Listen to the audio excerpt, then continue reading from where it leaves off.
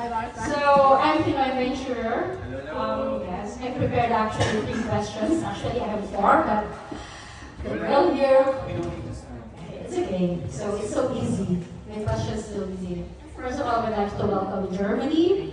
I traveled 5 hours for you guys. I'm so happy to see you now live. Actually, I'm actually 18 because of highly off SB19. That's why I'm here. Thank you so much for loving SB19. I'm 18. Yes, and one is S. Okay, so my first question. I know that this is not your first time to human concert around the world. Diba? Like galing kami sa Asia, dami yung pinagpinuntahan. So my question is, what's the biggest challenge of touring internationally and now Europe? Grabe, pang-pageant, no? What's the biggest challenge? That's a very good question. We were actually talking about this earlier. I think the biggest challenge is how do you get people to care that you are visiting to perform? You know, tayo mga Pilipino, marami tayong ginagawa, busy tayo, di ba? We have our entire lives going on, lalo na pag nasa ibang bansa. So, yung paano kami magiging bahagi ng schedule niyo? Dahil, di ba, I know that your schedule is already laid out many weeks before, di ba? Yes. So, I think that's the challenge. How do you get people to care? Especially if you haven't really met them in person. And I think the challenge for us, normally, people start to love the ones when they see us perform live.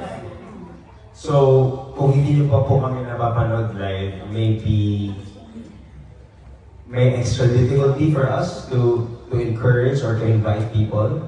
So, kaya intentional po na gusto namin dumalaw, gusto namin kayo makausap, we wanna spend time with you because we believe that there's power in connection. And the answer to the question, how do we get people to care about us?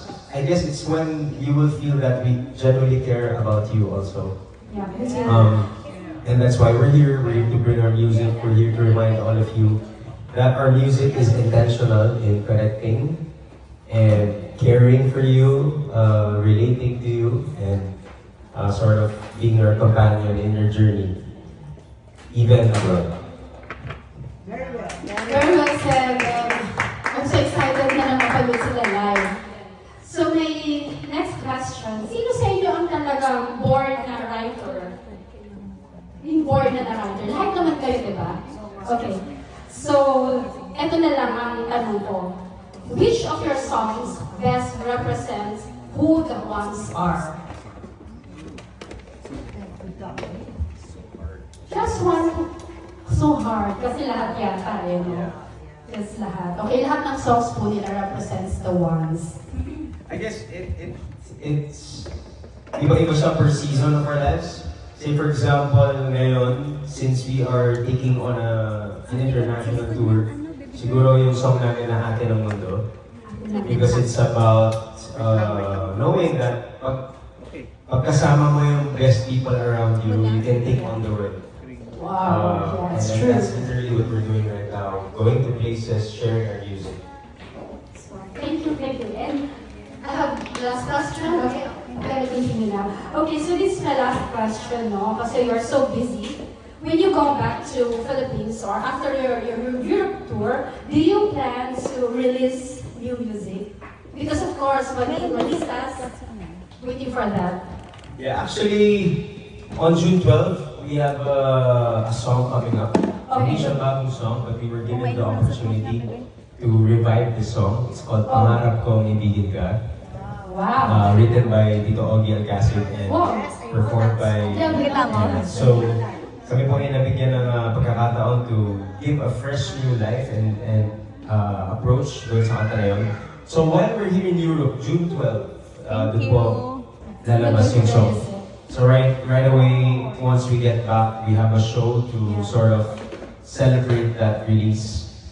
Kasama rin po namin sa album na yun, ibang mga banda, Today's, Yeah. Okay. and other famous bands. Thank you so much. Thank you so much. Thank you. So, that's all.